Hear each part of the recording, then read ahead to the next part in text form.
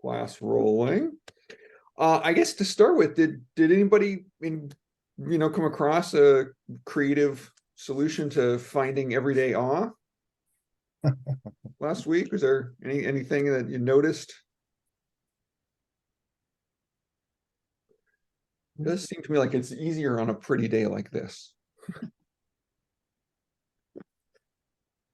Well, okay. Today, I wanted to do kind of the history stuff.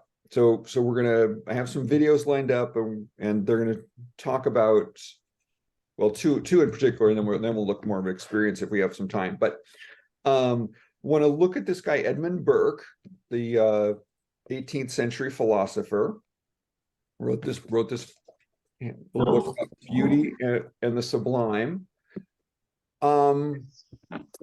So for our purposes here, sublime is just an old-fashioned word for awe. But I want you to keep in mind that there is a flow to these things. And so the idea is the words are going to change kind of how intellectual history works. But sometimes the changes are meaningful. They're not just sort of random happenstance. So I think there is something meaningful in the change that we're seeing in modern usage, that we're not using that word sublime, we're using this other word, awe. And why those words, I think is probably a more complicated history. We'll see if we can find out some of that. But conceptually, I think something important is going on that relates to that guy Rudolf Otto I mentioned, who was early 20th century German figure. So Otto talked about religious experience being oriented around what he called mysterium tremendum et fascinans. So mystery, tremors from tremendous, and fascinating. And so the tremendum, the tremors, the fear aspect of that is something that's very important in Edmund Burke's analysis of the sublime. And what we see over time is that the fear component of it, at least, is sort of overtly dropping away. It's hinted at because in our modern ordinary version of awe, if that is an encounter with this something that is big compared to you, the bigness of that thing could imply that there's some sort of threat, and so the fear is not totally gone from the concept of awe, but it's not in a central place the way it was in Sublime. What's curious about, and the reason I think that's happening has to do with how religious ideas evolve over time. So in modern theological thinking, but here I'm just going to leave out the fundamentalists, but in modern theological thinking, the idea that we're relating to a divine because it has the power to destroy us is really gone away. So it's not, modern religious thought is not focused on the idea that God is this powerful being that can hurt me. So we therefore have to do things like ceremonies or burnt offerings, whatever, to appease that power because it could hurt us. So those ideas all drop away as religion evolves in the modern world. And so I think that's what's going on with awe, is that the same intellectual development is going on. And so we're not relating to reality as fearfully as we used to, because we understand so much more. It's my working hypothesis. This is about the growth of science. So since we understand more, we don't feel as fearful. So therefore, the things that fear was involved with in these older theories, that's all dropping away all at the same time. So that's I think why for Burke that's really going to matter, is because he's really early in this period of enlightenment. Richard, at least in uh, terms of the growth of science. It's just early for him. We have the full flowering of all this knowledge now. Did you have a thought? so when, well, sort of a question. So when everything you just said is really taking place in the academic world, not necessarily in the practice of some religions. Well, I mean, this is why I leave out the fundamentalists, but for the mainstream religious groups, it trickles down because the clergy are college educated.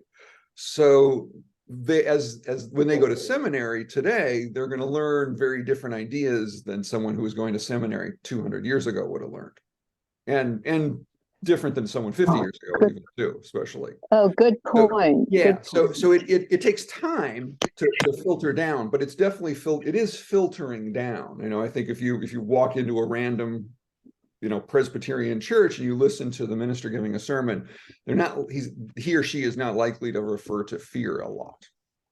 Now you go to a fundamentalist church, I think you'll find something very different, but that's just because they're holding on to these old ideas. Everything else is moving away from that. Okay, well, let me introduce you a little more directly then to this character, Edmund Burke.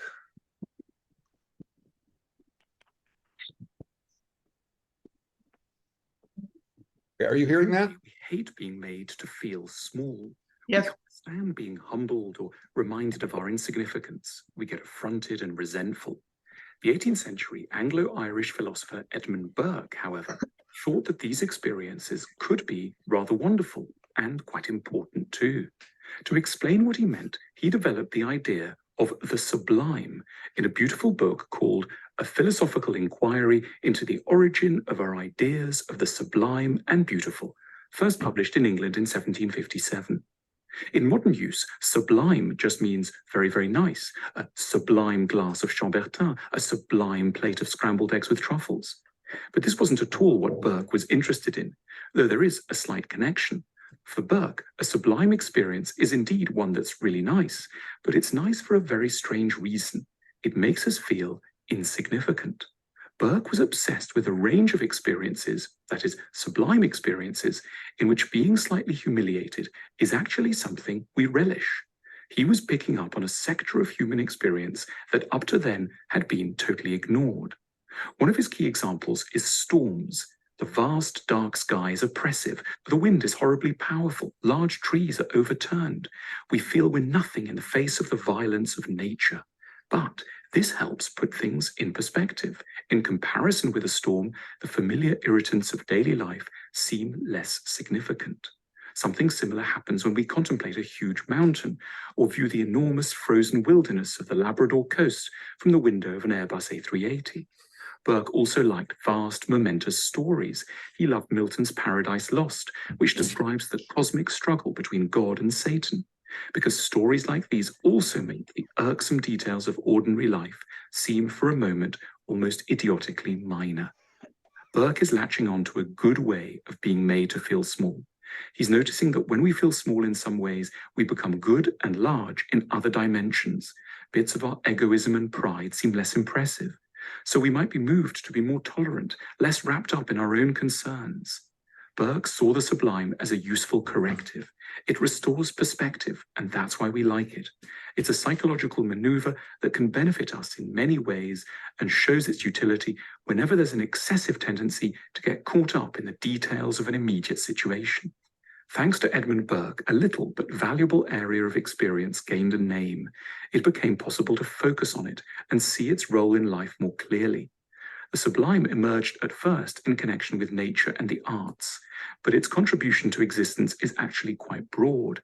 We don't just need the sublime on holiday or in an art gallery, which are unfortunately the places we're liable to encounter it.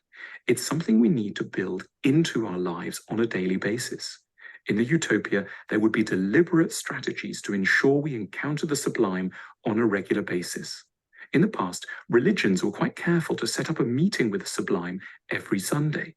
After a week in the factory or the office or caught up in domestic life, everyone would be confronted with ideas of eternal grandeur, a God who loves the world so much that he sacrificed his only son for our salvation, architecture that asserted a heritage of 1,000 years, and music calculated to make us feel part of the whole of humanity. But for almost everyone, that resource is no longer available. We're collectively in need of new occasions to meet the sublime in a reliable, frequent way, so that we can be made to feel small in the most helpful way on a regular basis.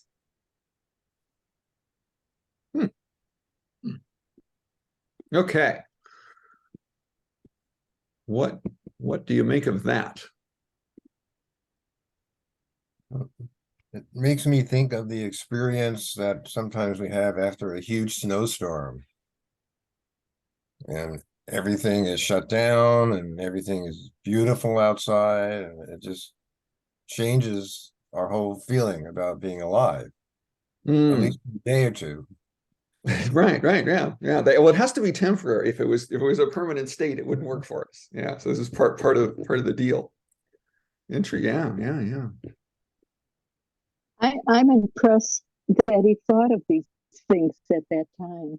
What century was he? This was 1757. Yeah.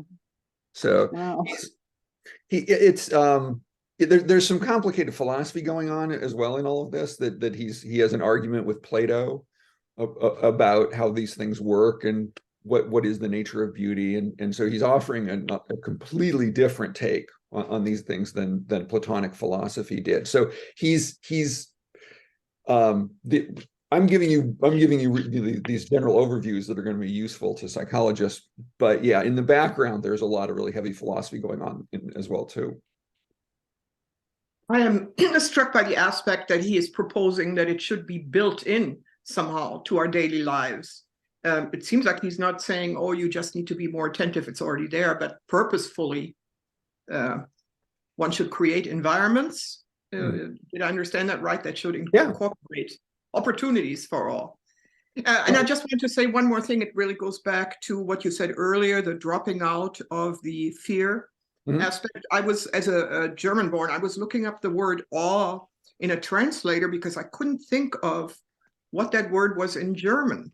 Oh. And the interesting thing is that it came up with two words. One of it is more like marveling, but the other one is kind of like combining honoring and the term fear. So Ehrfurcht. So this was Google translating, but it still has that element in it. So I'm going to be searching for a different term because I think it limits. You know, that's an interesting idea. Yeah. Our vocabulary can be guiding us in thinking about things in a certain way. That might be putting it in a certain direction. Oh yeah. Alex. The idea of something larger than ourselves becomes really important at a time of individualism, where we start to think like the individual is the center of the world. And kind of broadening that is really helpful, because otherwise we fall into narcissism. And I see this as the counteract to becoming so self-involved that we think we are the lords and masters of everything. Oh, that's a really good thought. Yeah, that well, and it might explain too the difference between why centuries ago religions, the Catholic Church can try to organize this, but it's just doing it once a week, thinking that's sufficient. Yeah. But today we are much more individualistic, and so the idea that maybe little bits of this every day would be really good for us has become more important than just once a week because of that. I hadn't thought of that. That's a really good idea. Yeah. Roma. Well, I'm pondering the distinction of feeling small, which is kind of separation and would be scary, versus feeling a part of a big whole. As opposed to apart from a big whole, that you're still an integral part of the whole. Right. Now, in language terms, my sense of this is that the word spirituality is combining awe with connection. Hmm. And that's the operational difference.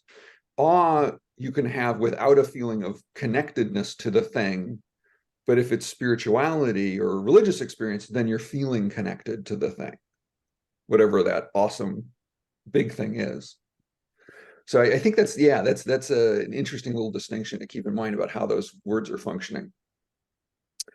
And on that note, actually, the next piece I have is a little bit longer, and it's a little bit of intellectual history. So it's going to cover some of the stuff that we just heard about Burke, but it's going to put it into context and give us some historical development of these things.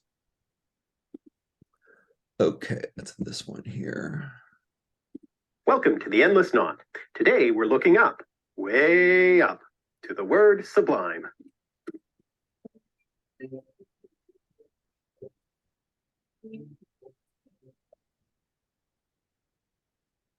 basic meaning of the word sublime today is very beautiful or good, or lofty or elevated in thought, expression, or manner. But the word has a specific meaning in reference to art and poetry. In the 18th century, Edmund Burke wrote a philosophical treatise on aesthetics, thinking in particular of painting and the visual arts, especially how to appreciate and paint a landscape, and described two categories, the beautiful and the sublime, to which painter, writer on art, and headmaster William Gilpin later added a third category, the picturesque. The beautiful was aesthetically pleasing for its symmetry and regularity, like a carefully groomed formal garden or a symmetrically harmonious neoclassical building. The picturesque was pleasing for its quaint and comfortable irregularity, like the rolling hills of the countryside or a charming peasant's cottage. Whereas the sublime inspired awe and even terror due to its vastness and power, like a majestic mountain range or a medieval abbey half in ruins. These notions of the emotional responses to aesthetics were further developed by German philosopher Immanuel Kant. As we'll see, these categories and the imagery they evoked were crucially important to the Romantic poets like Wordsworth, Coleridge, Shelley, and Byron, with their obsession with emotions and the sublime in nature. But to understand that, we'll have to take a closer look at the word sublime, and the word romantic for that matter. The word sublime comes into English from Latin sublimis, which had a similar set of meanings, high, lofty, or elevated. The prefix sub we normally think of as meaning under or below. Think submarine, under the water. The second element of the word is either limen, meaning threshold or lintel, or limus, meaning sidelong, askance, or sideways, though the two words, limen and limus, may be related in any case, as a lintel, a word which itself comes from Latin limen through Old French, is the horizontal crossbeam above a door or window. So how does a word which seems to mean under the threshold or lintel come to mean lofty or elevated? Well, oddly enough, the deeper meaning of sub is from below, or in other words, up or upwards. And the word comes from a Proto-Indo-European root, which also gives us English up and over, as well as sub through Latin and hypo through Greek. So, etymologically speaking, sublime means up to the lintel, and thus as high as the top of a door. It evokes looking up, and so describes what you look up to. But its metaphorical meaning was already evident in the classical period, in authors like Quintilian, who used the Latin word sublimis to describe elevated and grandiose language and style in rhetoric and poetry, in contrast to humilus, earthy, plain, or low. And later, Longinus, thinking along the same lines, used the Greek word hypsos to describe good writing and its effects. Burke then picked up on this vocabulary to describe the concept that became so important to the Romantic poets. Now, to understand the word romantic itself, we have to again go back to Latin, in fact, to the Romans themselves, since at the heart of the word romantic is the name of the city Rome, which, by the way, probably comes from the previous name of the river Tiber in the non-Indo-European language Etruscan. From the place name Roma comes the adjective Romanicus, of Rome. The word for the language the Romans spoke, Latin, comes from the tribal name of a larger group in southern Italy, the Latins. In the early Middle Ages, when Latin had begun to branch off into the local dialects, which eventually became a variety of European languages such as French, Italian, Spanish, and so forth, languages we now call Romance because they come from what Romans spoke, it became customary to refer to something written in one of these languages as Romanicae in the local vernacular, in contrast to something written in the more proper form of Latin still preserved as the language of the Church, which would be designated as Latine in Latin. In other words, Romanike referred to Vulgar Latin after it had come under the influence of other local languages, like the Germanic language of the Franks, the people whose name is the origin of the word French, by the way. It was a question of differentiating the newfangled way of speaking from the earlier so-called purer form of the language. Kids today ruining the language with their medieval version of text speak. And so, the sorts of things those old French poets were writing in their newfangled language also came to be known as romances, from the old French word romance. You know, stories about knights in shining armor rescuing damsels in distress from fire-breathing dragons. And from around the year 1300, the word passed into Middle English too. To this day, the literary genre that developed out of those medieval romances, the novel, is called a roman in French. Later on in the Renaissance, there was another word that could be used to make this distinction and describe the local languages descended from Latin, Romanesque, a term which later still came to refer specifically to the style of architecture of those peoples in the earlier part of the Middle Ages, one that was a mixture of Roman and non-Roman influences. The Roman Empire fell in part due to the attack and invasion of various Germanic barbarian tribes, such as the Goths and Vandals. Indeed, that's where we get the word Vandal, commemorating those Germanic tribes that were supposedly to blame for putting an end to the cultural high point that was the classical world. After a few hundred years, when things were on the rise again in Western Europe, people began building larger stone buildings once more, replacing smaller timber constructions, and the architects copied stylistic elements from ancient Rome and Byzantium, in particular the rounded arches. We now call that Romanesque architecture, derived from the old Roman style, a part of the new medieval world of the 11th century or so, and thus not entirely Roman, just like Romanicus languages weren't fully Roman or Latin.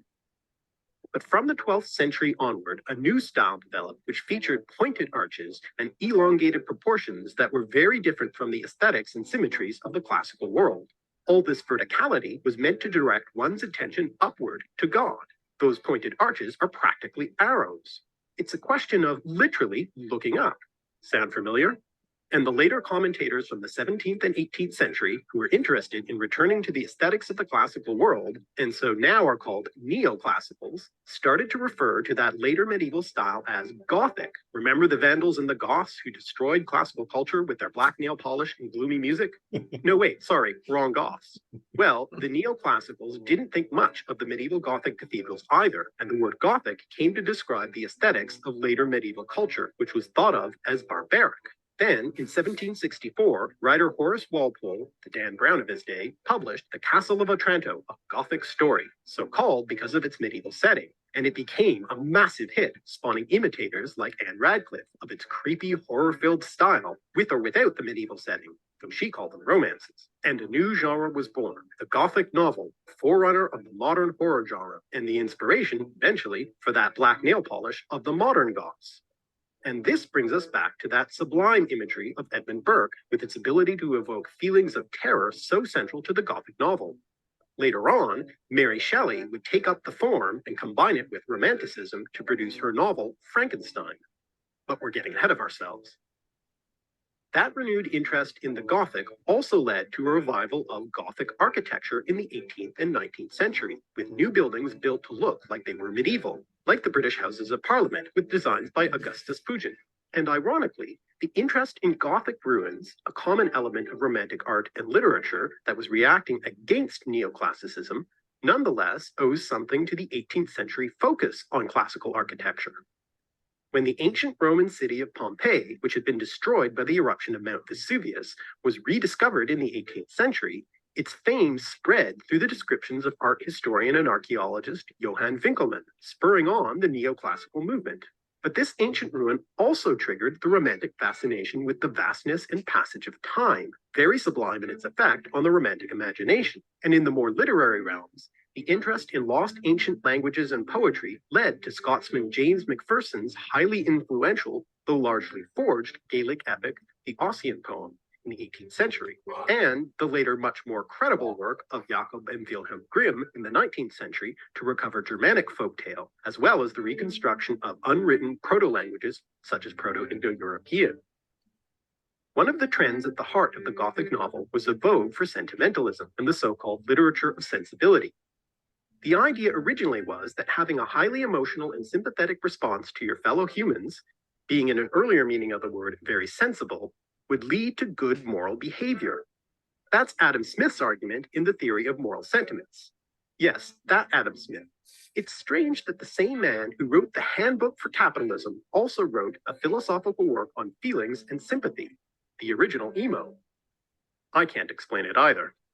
But in the almost over-the-top sentimentality of many novels of the day, like Samuel Richardson's Pamela or Fanny Burney's Evelina, and Gothic novels like those of Anne Radcliffe, with their long-suffering protagonists and highly emotional content, sensibility becomes an aim in itself. Later on, Jane Austen would satirize the sentimental and Gothic novels in Northanger Abbey. This vogue for sensibility is also at the heart of the Romantic movement. Yes, we're finally getting back to them, which is all about giving expression to one's emotions and individual point of view. Once again, it was largely a question of differentiating oneself from what went before. The neoclassical period was all about reason and rationality, which the Romantics of the next generation rejected in favor of emotion as their guiding principle. And this movement became known as Romantic because of all those medieval associations of the word romance and its fantasy world of imagination. At least, that's how the Romantics themselves saw it, though they didn't actually call themselves Romantics until the very end of the period, at least in Britain. The term did turn up a little earlier on the continent in works of commentators such as Madame de Stael in French, and in German, the Schlegel brothers, August, also de Stael's sometime lover, and Friedrich, forerunner of Jakob Grimm in the study of Proto-Indo-European. And even better, the medieval aesthetic, under the term Gothic, had already been seen as a contrast to the classical aesthetic with its ordered regularity. So it was perfect for the Romantics, who were into including medieval themes and imagery in their work, and especially the imagery of ruined Gothic architecture. Not only were the Romantics really into emotions and medieval fantasy, they were particularly moved by sublime imagery, whose vastness and grandeur made the individual observer feel small. No wonder then that when they looked up at a mountain like Mont Blanc or a building like Tintern Abbey, they wrote poetry about it. Remember, the sublime and the Gothic are all about looking up. Of course, Romanticism was also a very sexist and classist construct. Emotionality in women was used to dismiss them as frivolous, whereas in the male poet, it was a mark of true refinement, and the ability to contemplate the truth and enlightenment behind the sublime, something most easily done by those with leisure and the money for higher education, was considered a marker of moral and aesthetic superiority. The aristocratic Lord Byron would often tease the lower-class John Keats and call him dismissively the Cockney poet. Wordsworth's ideal poet was, he said in his preface to the lyrical ballads, like an ordinary man, except better in every way. Sound contradictory? Today, of course, the word romantic is usually used to refer to a particular type of love and the feelings and actions associated with it. This somewhat different meaning only really became widespread in the 19th century, and the primary one in the 20th. It develops from the model of love displayed in those old medieval romances, with knights pining away for inaccessible ladies, which scholars now refer to as courtly love, the kind of love appropriate for the courtly setting of knights and lords and princesses. Many of our modern romantic cliches, such as love at first sight and lovesickness, come from that medieval poetic tradition, modeled on the kind of idealized behavior the romance hero displays towards his beloved lady in those old stories. The word chivalry, too, which comes from the French word cheval, meaning horse, in reference to the mounted knight, has something of the same trajectory, going from the noble and idealized behavior of the medieval knight in battle and relations with his lord, not only in his involvement with women, to the watered-down cliché of a man holding a door open for a woman in the 20th century. And no doubt, this modern sense of romantic has also been influenced by the sentimentality of the sentimentalism movement and the emotionality of those romantic poets of the 18th and 19th centuries, respectively. Heading back toward the word sublime, a related word, and now perhaps more familiar, is subliminal. Rather than coming from the word sublime itself, it actually seems to have been freshly coined from the same Latin roots in the late 19th century as a calque or loan translation of the German word unterschwellig, which also means beneath the threshold. The German Schwelle, by the way, is cognate with English sill, as in windowsill. This concept, unter der Schwelle des Bewusstseins, under the threshold of consciousness, was first used in a textbook on psychology by philosopher Johann Friedrich Herbart, who was influenced by and successor as professor at Königsberg to Immanuel Kant, who developed, as you may remember, the theory of aesthetics so important to the Romantics, and is now perhaps most known for his theories on pedagogy and education. As it happens, Herbart rubbed elbows with famous writer and polymath Johann Wolfgang von Goethe, who, along with his less well-known friend, yet another Johann, poet and philosopher Johann Gottfried Herder, who is in part inspired by that old medieval poetry, as well as Macpherson's Ossian poetry, and Gothic architecture, and envisioned it as part of an ancient Germanic national culture, helped to develop the Sturm und Drang German literary movement, which laid the foundation for what became the Romantic movement. So these architects of Romanticism took us all the way from the subliminal to the sublime. Sublime's origin in a word for an architectural feature nicely mirrors the ongoing parallels between the cultural and aesthetic movements on the one hand and terms for architectural styles on the other, from Romanesque and Romantic to Gothic to neoclassical. And the ongoing lesson of this story is that new generations and cultural movements tend to reject what came just before them in a never-ending quest to keep things looking up. Thanks for watching. If you've enjoyed these etymological Okay. I like intellectual history. Just you get surprised sometimes, where things go and how they connect, and it always seems things that seem new to us are it's often not at all new at all. It's what people did just before the ones we're rejecting. So that was I think that was a real cute presentation of the whole thing, but you get the idea. Words evolve. Renata, did his version with the German help you? Well, it added more facets to Oh, okay. the complexity of the German language. Yeah, indeed. Okay, so all right, we're doing all right. You guys have any questions at this point about where we've been going with this history? No? Okay. No, but I have a comment. Sure. Actually, a poem Oh. from Emily Dickinson. Mm. Tell the truth, but tell it slant. Remember that famous poem? So there's the slant under the lintel. And that same poem ends with, the truth must dazzle gradually, or every man be blind. So the subliminal need to know the truth slowly and under the threshold. There it is. Oh. Yeah. Huh. Well, see, it all connects. It all connects. All right. Okay. Well, I guess from here then, might as well go back to the actual psychology piece that is at the center of our exploration. So I have same thing here. I have a couple of videos I found. One short that kind of teases the topic, and then a little longer one that goes a little farther. So let me start with the shorter one on that.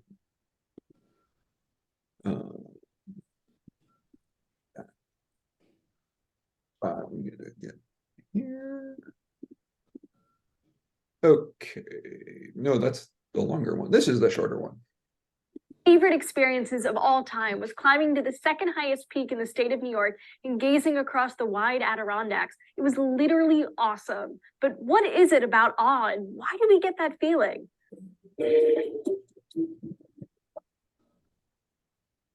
Wanderers, Julia here for D-News. When was the last time you felt awe? Standing under a canopy of soaring sequoias, staring across the vast and endless sea, or looking into the eyes of a newborn? Awe is something that makes us feel connected, part of something larger than ourselves that maybe we can't quite. I forgot about her using that example, but looking into the eyes of a newborn baby, and it's curious, but if you think about it, there is a sense in which that can make you feel small, because you're looking at nature and growth and birth and these processes that are just so much bigger than us, but they're all captured in this one tiny little creature. And so you see the tiny little creature, but it can reference these processes and reality that's so much bigger than you, that you're just a blip in time in this flow of it. So I think it's a curious example, but I think it still fits, even though it's something that on the face of it is just really small. understand. And for us, that's sometimes really difficult. We like ourselves, that big, important I. We like me over we.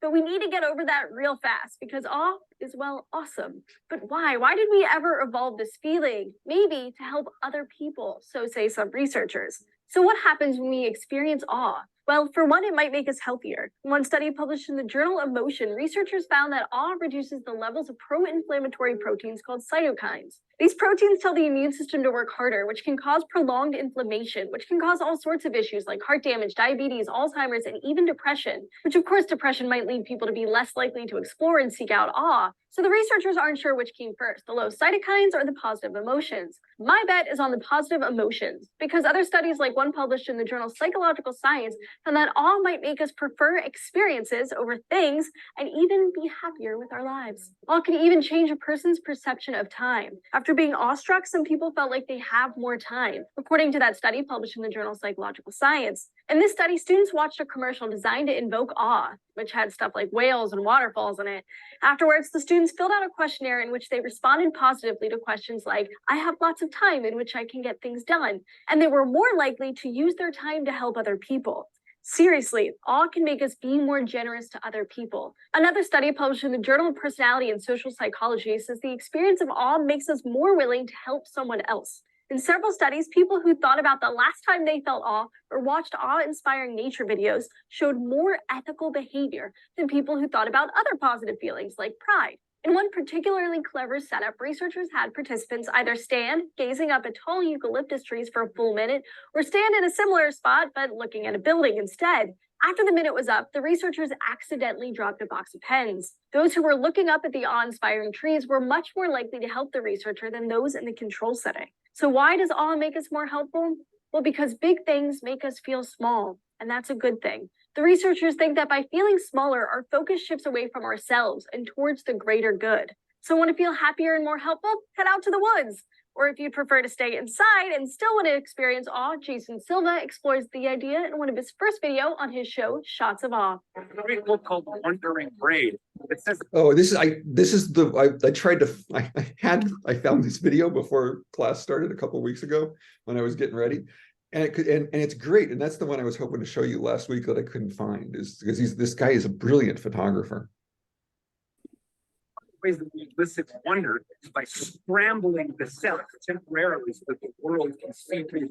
Make sure to check out his show and subscribe to his channel. There's a link to subscribe in the description of this video. So what's the last awesome experience you had?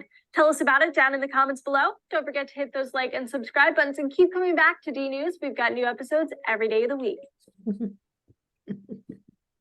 Okay, so that's a good short little introduction.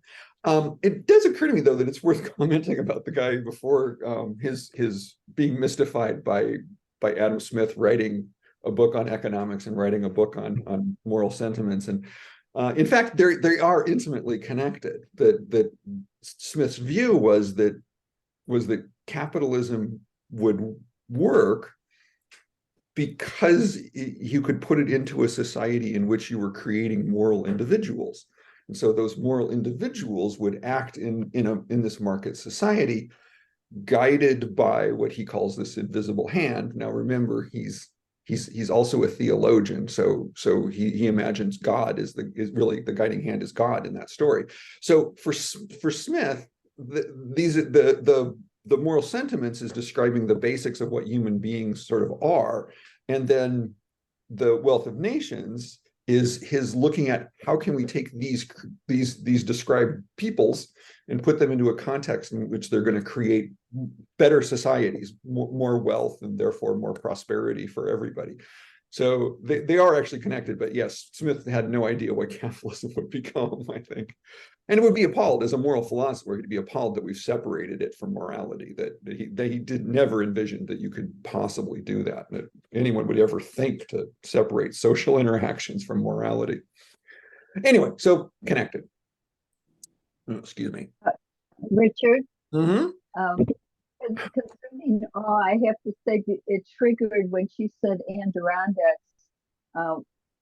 Before I moved here, I lived in Chicago and Phoenix, so very flat, very flat.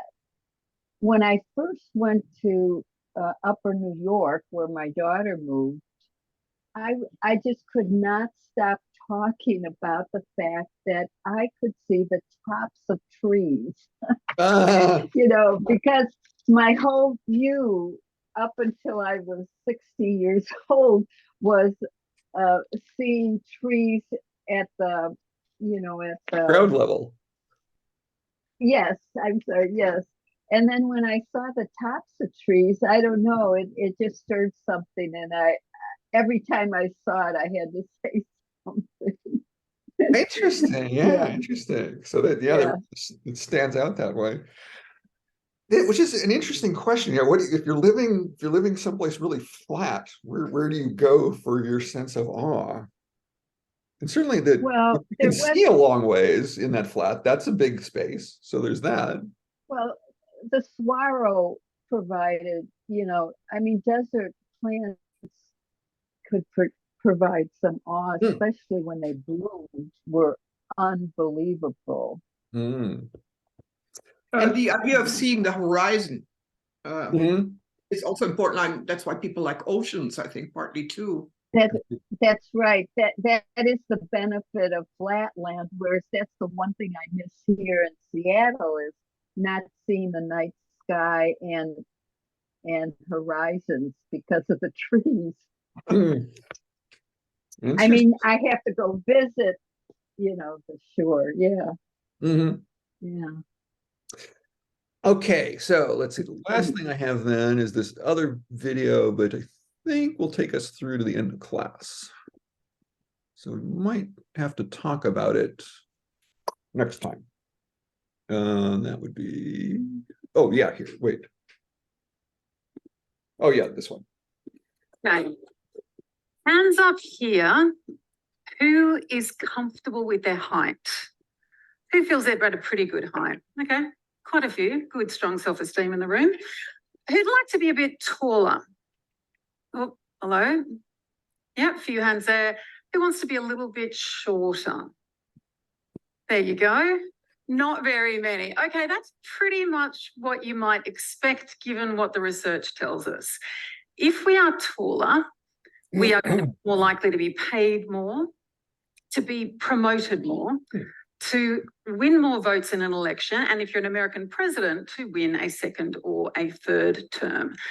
So then we've been told that to take up space in the world is to command authority. Men who puff up chests when they fight, and women have been told to adopt what's called the power pose.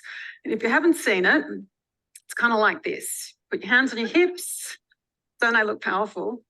That didn't go the way I wanted it to. It's supposed to be like it's supposed to be like Wonder Woman, right? Think about this before you do a talk. But what if a secret to being more content and a secret to being stronger was in fact being smaller versions of ourselves? Oh, The yes. Neo Lucida is an optical drawing aid that lets you trace what you see. Forgot about It's a modern commercials. reinterpretation. Because there's a burgeoning body of research that shows a shrinking self, which is what happens when you're exposed to awe and to wonder, can make us stronger, calmer, kinder, more connected. Now, imagine this for a moment. Whatever your favorite awe scene might be, when you're sitting on a hill and you're looking up at a canopy of stars yawning above you out in the countryside, when you're sitting on the edge of a cliff in a huge storm and watching the waves pound the rocks under you, or when you're watching neon blue waves curl towards you, you're sitting in a grove of trees that are reaching to the heavens above you. Now, how do you feel in that moment? There's something, isn't it? It's something, it's relaxing, it's soothing, and it's calming. You're aware that you're small in a vast universe, and that's calming. And the benefits of this are not just psychological, they're also, or individual, they're also collective. When you are exposed to awe, the research finds we're more likely to feel connected to each other. Now, I first started thinking about this when I started doing ocean swimming early in the morning. You have to know I'm not a morning person, so this is not a true representation of me. Yep, that's not normally me, but this is what it turned me into, and I couldn't quite work out what was going on. I started swimming just after dawn in the local bay near where I live. And dawn, the time when it looks like, I think, those big flaming dawns, an arsonist has poured petrol along the horizon and set it on fire. And there was something that was happening to me that was, I felt on a high for several hours afterwards. I felt elevated and lifted up. And I tried to work out what it was. So there was obviously a physical benefit, a mental benefit. I was getting out of bed early for starters. I was doing some exercise first thing. I was seeing my friends. We were navigating big tides and rips and the various moods of the ocean. But there was also something else. Part of this was wonder. Now, where I swim is a protected marine park, so you can see astonishing things there, which is what happens when you don't pollute the sea and you let it be. And there's turtles and dolphins and whales and Port Jackson sharks and all manner of sights that are actually constantly delightful. Oh, and if I should mention my very favourite, which is the cuttlefish, one of the strangest looking creatures of the sea. I walked on air after this. This is the first time I saw one. I walked on air for days after that. They're so prehistoric and strange and beautifully rippling, but they also interact with you. They will chase you. You can chase them. They will sometimes show off because they can go backwards, forwards. They will be like golden and smooth when they're going across the sand. And then when they hit the weed, they'll go all rumpled and red-brown. They're really spectacular. And I watched them from when they were little, this big, when they're basically almost just pure eyeball, growing into these big, splendid, giant cuttlefish. And that is how I got addicted to awe. I realized that this as a practice was pulling me out of myself, getting me away from the rumblings of my own brain. And it was making me feel so lucky to inhabit this earth and to be a tiny figure on the fringes of the earth. It was giving me so much. And I think it was especially the case when I had been sick. I've had 3 major surgeries for cancer, and they're all pretty brutal. And it took a while to get back on my feet. It took me a while to walk on the earth again. And the moment I could walk, I wanted to be in there. And every time I returned, I felt better. I felt stronger. The smaller I got, the stronger I got. And that's the key to awe. It makes us strong. And that's why I think that it's got to be pursued. It's not an incidental, serendipitous thing. You might wake up on your way home, you might see a great sunset, beautiful, take a snap, put it on Instagram. You might see a great flower suddenly bloom. You might, I don't know, see a gorgeous plumed bird out on your walk. It's something that must be hunted and pursued and stitched to your life in a very deliberate way. Now, your question might be, what is awe? Which is a very good one. People use it often interchangeably, I do myself, with wonder. But wonder makes you stop and think and ask questions about the world and puzzle. Awe strikes you. It gobsmacks you. It drops your jaw. There's many definitions for it, but really the fundamental to all definitions of awe is that it's something beyond our current mental framework. It is something incomprehensible. And it doesn't have to be cuttlefish. It doesn't have to be enormous mountains. It can be art. It can be architecture. It can be sport. It can be some of these extraordinary performances that you see here. It can be dance and music. It can be acts of great generosity or magnanimity or courage that take us apart. And I really noticed during the pandemic how particularly sharp and persistent people's hunger for this became. We watched people on TikTok lean out of windows and look at clouds. People started hiking and ocean swimming. And so mine was cuttlefish. My friend that I swim with, This was her shells. She has this astonishing collection. I would swim with her and I look back and there are the feet disappearing as she goes down. She knows all the shells in the bay and worries if they've moved, if someone might have taken it. It's an individual thing. And here she is here. There's someone who's really loving the day, right? There is someone who has been chasing her shells and is completely delighted by it. Awe gives us so much. I think that's what we fail to recognize.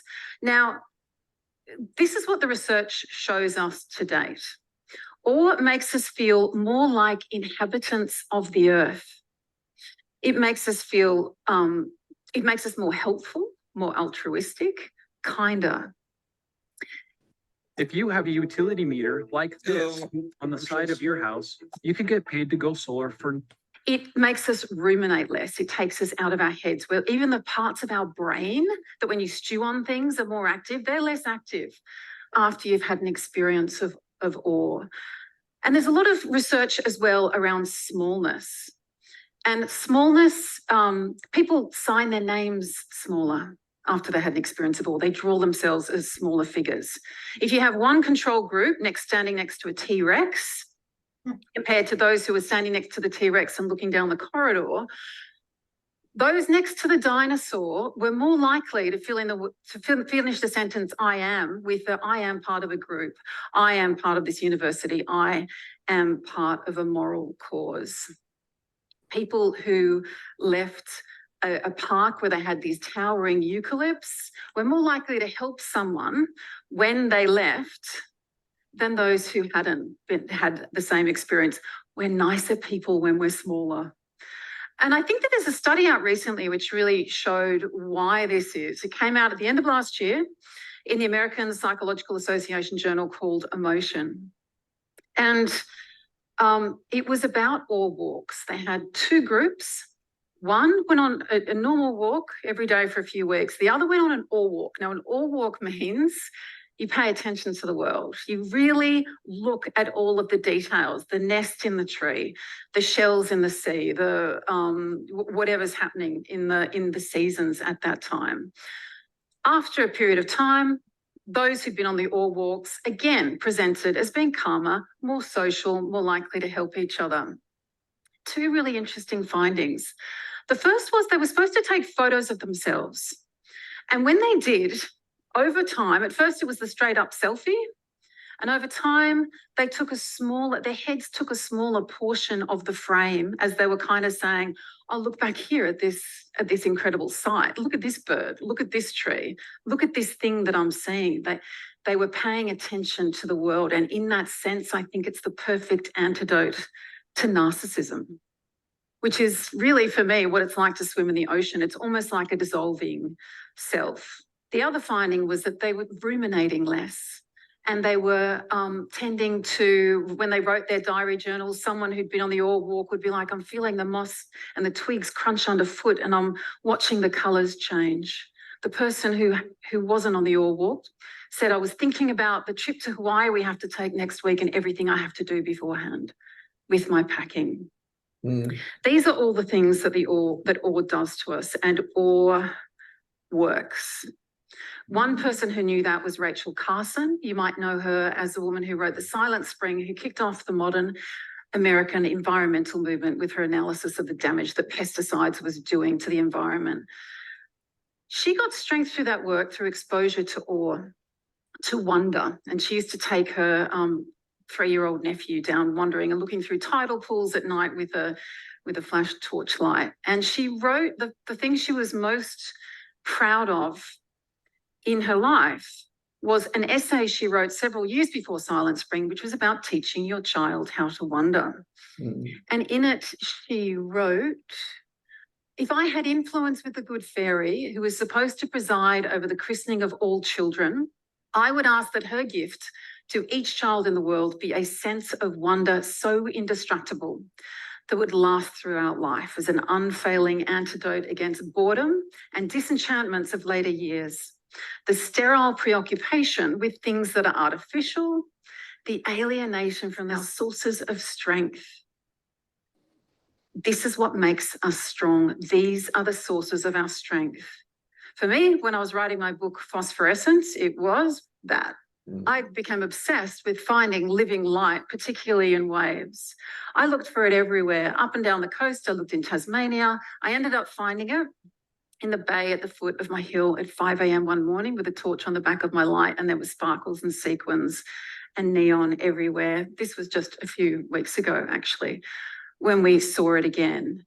It doesn't have to be a trip to the Grand Canyon that gives you awe. It's in our backyard. It's down the end of our streets. It's in the sky. The point is to find out what it is that gives you awe, your sources and your sights, and hunt it or marinate it or get yourself close to it and soak it up and marvel in it. And let yourself be aware of being small. Let yourself shrink in the frame as the world takes over and you pay more attention to it. This world that we inhabit, this world that we are trashing, this world that we need to save, and this world that despite everything still does things of the most astonishing, incredible, unimaginable beauty. Now, doing this won't solve every problem in the world, but it can, for those who wish to try, give them some strength along the way. Because when you open yourself to awe, truly astonishing things can happen. Thank you. Okay. So, any thoughts? I think this makes class a little less chatty. That's the one downside. But all right, we are here virtually at the end. So I like that one. She's actually a historian, well, journalist professionally, but she has a PhD in history. She wrote her dissertation on the history of the ordination of women in the Anglican Church. Kind of interesting topic, but related to religion. So you can see why she's, would be interested in awe. Okay. I think that's a good description of kind of the overall phenomenology and why sort of ordinary people are looking at awe and saying, this is good for you. We're going to, for going forward, we're going to spend a little more time with the psychologists. So I think I'm going to introduce you to Docker next week. I'll check my plan. But anyway, we're going to shift it into more kind of technical psychology stuff. And there are going to be some deeper explanations about what's going on and where this value comes from. So the psychologists have they've been thinking about this and coming up with some of those clever experiments. So that's where we're going from here. Yeah. Yep, you're muted. Her definition of awe being a part of the definition being beyond mental comprehension. I thought that was sort of a good thing. It's more visceral than mental. And so it gets to that, you could be the gobsmacked, the overwhelmed. It stops you in your tracks. And the distinction to wonder. Yeah, interesting. All righty then, class. That's it for today. I'll see y'all next week. Go out and find yourself some daily awe. Thank you. That was good. All right, let me stop the recording. Thank you. Bye. Oh, you're welcome. Bye. Thank you all for coming.